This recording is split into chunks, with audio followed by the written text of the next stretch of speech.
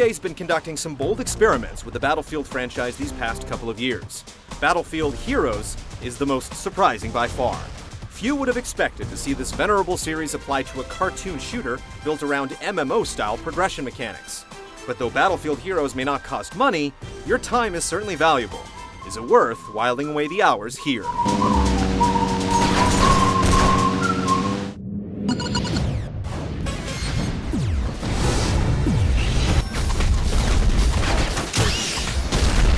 Battlefield Heroes slapstick war is waged between two sides, the Royal Army and the National Army. Each looks very much its part in this goofy cartoonization of the deadliest war in history.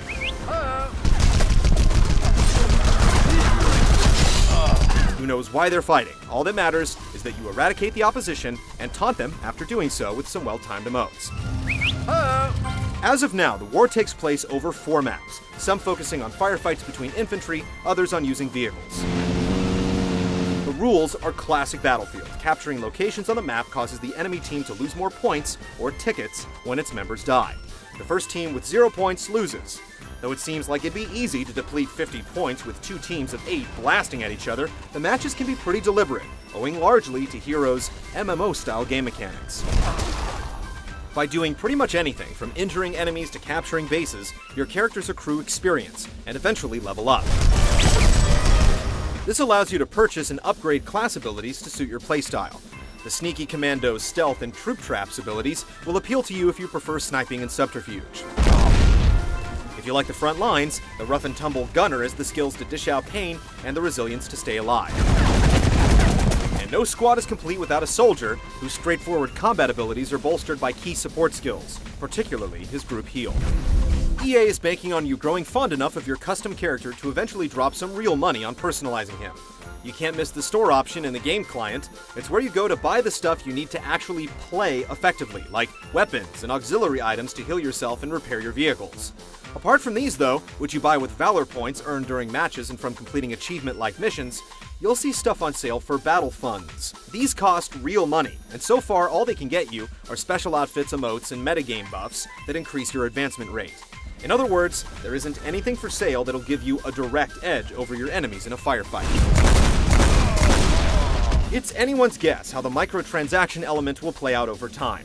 EA has talked big about its plans for Battlefield Heroes, so it wouldn't be too surprising to see the game's commercial implementation develop as it grows in breadth.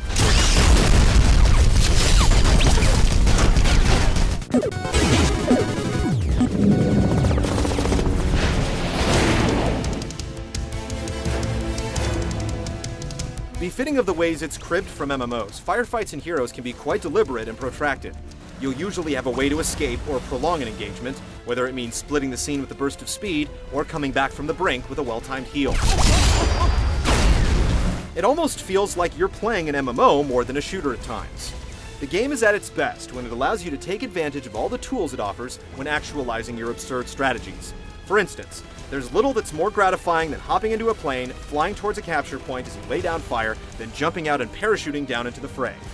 In Battlefield Heroes, the most fun is often found in the least tactically sound execution. Luckily, there's a countermeasure to whatever's assailing you more often than not. One man against a tank may seem like stacked odds until you realize that the little guy can put a big dent in it with a bazooka. Or send it flying with a special ability. In cartoon land, Battlefield logic often flies out the window, but it's still easy to die when you're grossly outnumbered. If you're among the unlucky players who are experiencing connection problems, getting ganged up on is the least of your concerns. Battlefield Heroes uses the anti-cheating program Punkbuster, and at this point, it's booting legit players more often than it should. Random disconnects are also common. Here's hoping that DICE sorts out these issues soon.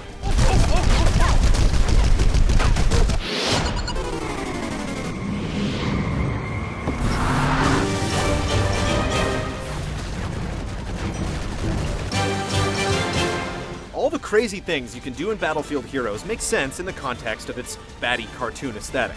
The characters are expressive, and often aggravatingly so when you're on the receiving end of an emoted taunt.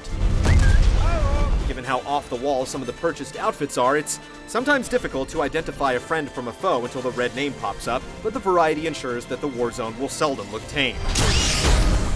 The sound effects are in line with the cartoony productions, and as for the soundtrack, well, prepare to whistle the infectious theme song in your sleep.